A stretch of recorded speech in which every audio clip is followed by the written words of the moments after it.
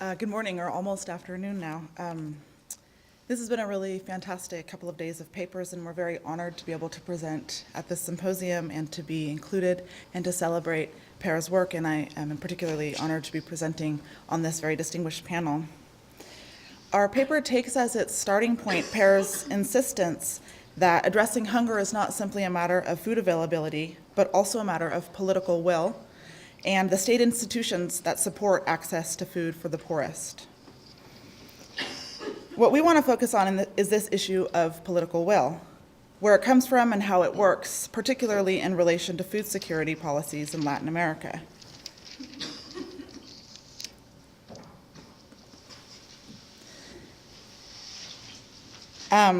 As Professor Paulberg said earlier, nation states set food policy and food and nutrition policy, but the state itself is shaped by a broad range of interests. And there has been very little discussion about the role of civil society over these past few days, other than in some instances it's been talked about in not very positive light.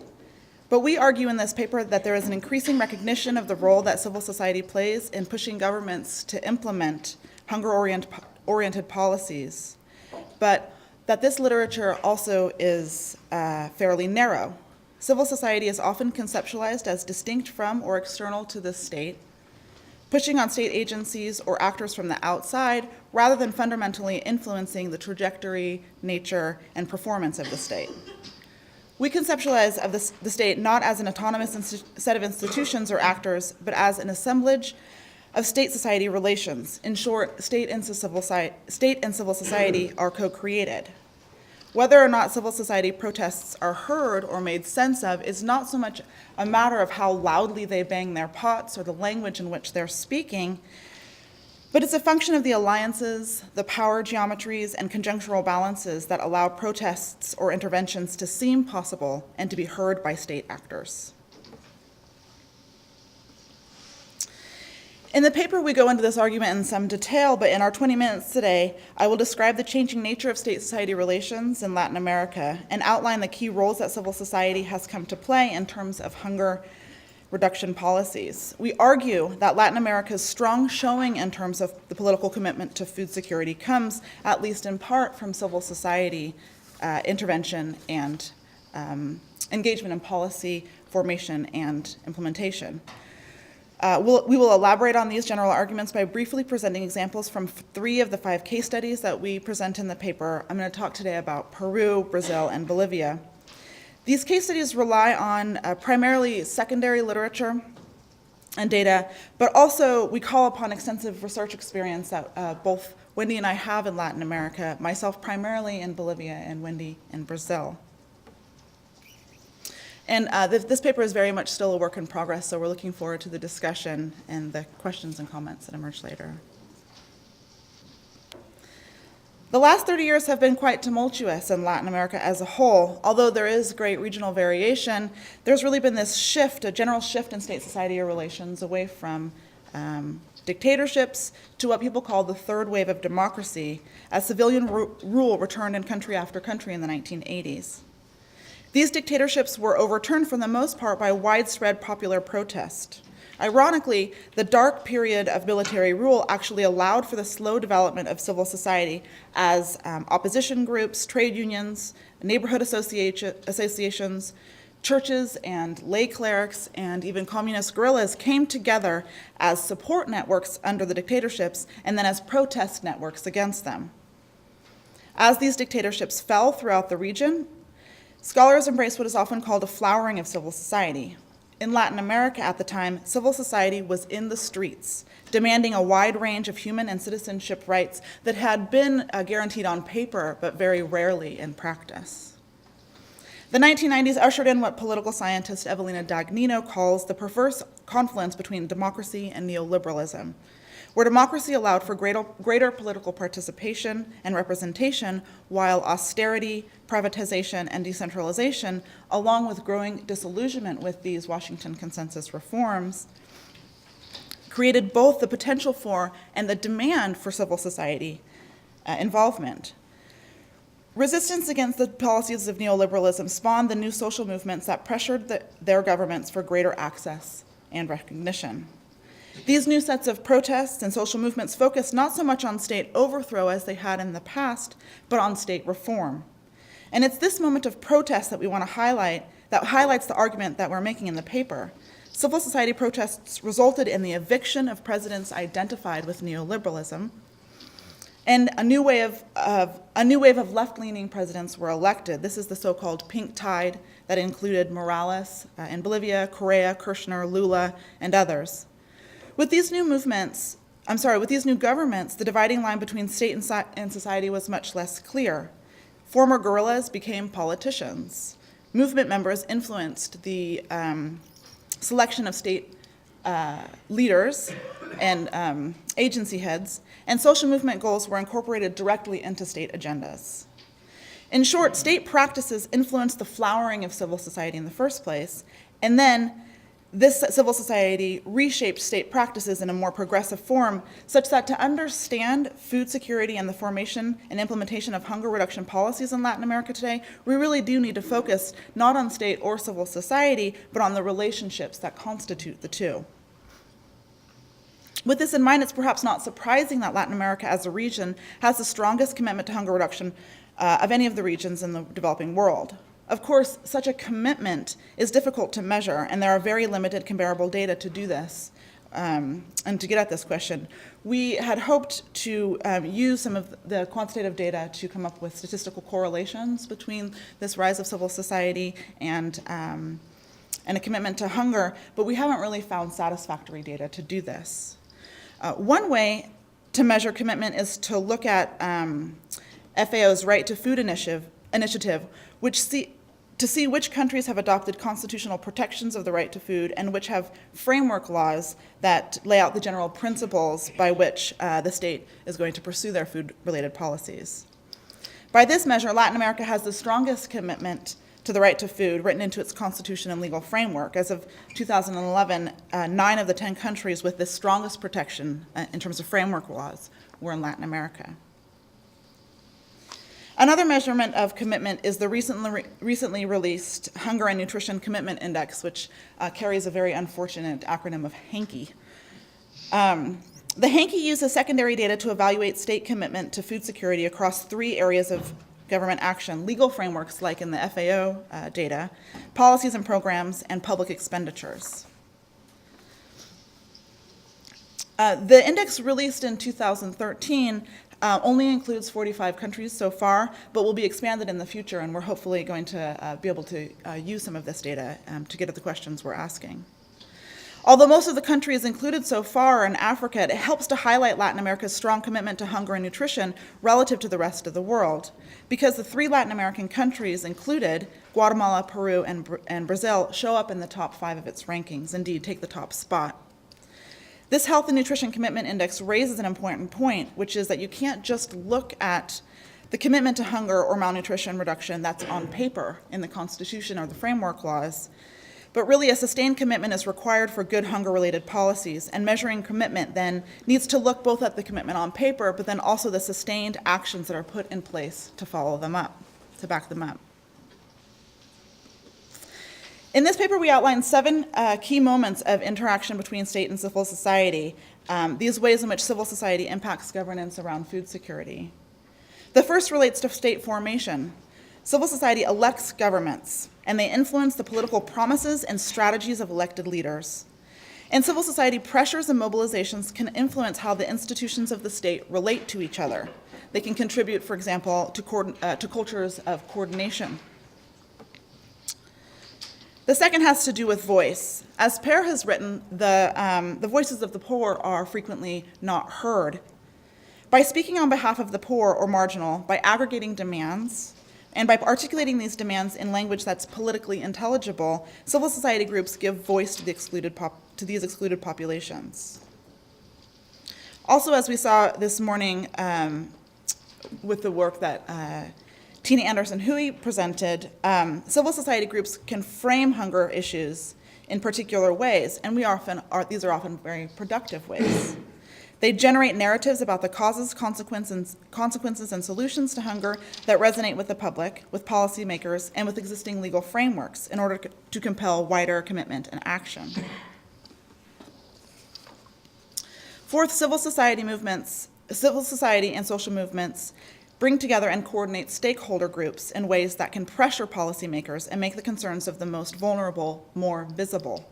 They can do this by taking to the streets, occupying public buildings, erecting road blockades, or otherwise interrupting the regular flow of people and goods. They can also do this in other kind of less confrontational ways, just kind of through creating narratives and some of the other ways that Professor Nessel talked about yesterday.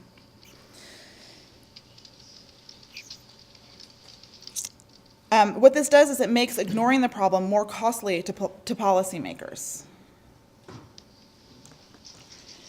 Society groups and movements also do important work to target services and programs, which is one of the most difficult components of trying to reach the poor. The most needy populations are often not aware of the services that are available to them, and they can lack the skills and resources to access these services. Social movements and other civil society groups often have linkages to these people or have the capacity to build infrastructures to reach them. Thus, civil society organizations not only represent the poorest and the most vulnerable to the state, but they can also be representatives of the state to these groups. Civil society organizations also sometimes oversee the implementation and evaluation of programs, working to ensure government accountability. Continued oversight by CSOs or social movements can be crucial in the context of weak states that either lack the key competencies or feel little obligation to follow through on promises. And finally, in some circumstances, civil society might be involved with the implementation of programs, either directly or by raising awareness and educating government agents at local scales. In this way, civil society actors may contribute to government's ability to governance in ways that allows programs to be undertaken even in the absence of sufficient state capacity. Of course, not all social mobilization, protest, or civil society group contributes to responsible governance around hunger reduction and food security outcomes. Social movements and groups are generated around the interests of varied stakeholder sets, who might all be needy or vulnerable, but for whom solutions will look very different. And sometimes civil society groups are unable to forge productive relationships with the state. We suggest that hunger and malnutrition reduction strategies benefit from a particular kind of state-society relation, one in which society is not an external force motivating governance, but rather is central to the process. Whether these outcomes are productive and effective or not depend on the form that these interactions take. We suggest that it matters that the two groups are willing to collaborate. State actors have to be able to hear the concerns of social movements and other groups, but that these groups need to remain more interested in reform than in revolution. It matters that both sets of actors are technically competent, and civil society organizations need to retain their autonomy so that they can step outside of these partnerships and protest them if their efforts there are not productive. Thus, we suggest that good governance is not inherent, but emerges out of a particular form of state-society relation. And in the time that I have remaining, I want to kind of go into some of the case studies from our papers, and I'm just going to pull out some examples because I can't go into the details here. In Peru, policy changes dating back to 2006 helped to significantly reduce child malnutrition in the period since then. The key ingredient promoting these changes was the Child Nutrition Initiative, an advocacy coalition made up of civil society organizations, international NGOs, cooperation agencies, and research institutions, among others. This coalition was involved in two key practices. On one hand, they were involved in framing hunger in ways that compelled broader action by educating larger publics on its causes, consequences, and the best bets for solution. It used a simple slogan that demanded 5 by 5 by 5, the reduction of chronic malnutrition in children under 5 by 5% in 5 years. And secondly, this coalition worked to secure the commitment of presidential candidates to the 5 by 5 by 5 goal. And once Alan Garcia was elected in 2006, they made pressure to ensure that he fulfilled this campaign promise. They provided draft policy documents and a roadmap for Garcia's first 100 days in office, and indeed, Garcia did pursue this commitment and even increased the malnutrition reduction target to 9%. Thus, the Child Nutrition Initiative contributed to state formation and forced the incorporation of nutrition into the agenda of the president. In Brazil as well, the successes that Professor Fahn pointed out came out of close collaboration between social movement leaders, technical experts, and policymakers. Their Zero Hunger Plan was put into effect by President Lula, who was elected in 2003. Even before his campaign for the presidency, Lula had pretty close ties to social movements, in particular to the Rural Landless Workers Movement, or the MST, which is Brazil's largest social movement. In fact, the MST threw the full weight of its membership, which is 1.5 million, behind Lula's campaign. And the MST continued to exert pressure on Lula even after he was elected as well. The Zero Hunger program is built around many of the demands of the MST, and it actively promotes respect for social movement goals. Here again, we can see civil society organizations closely involved with the elements of state formation, giving voice to vulnerable populations, continued pressure to ensure sustained political momentum, and targeting, overseeing, and even implementing programs to help the most needy. In this case, the civil society groups, and the MST in particular, did this as they were able to balance participating in state government with the ability to continue protesting the legitimacy of the state. That is, they were able to both be within and outside of the state.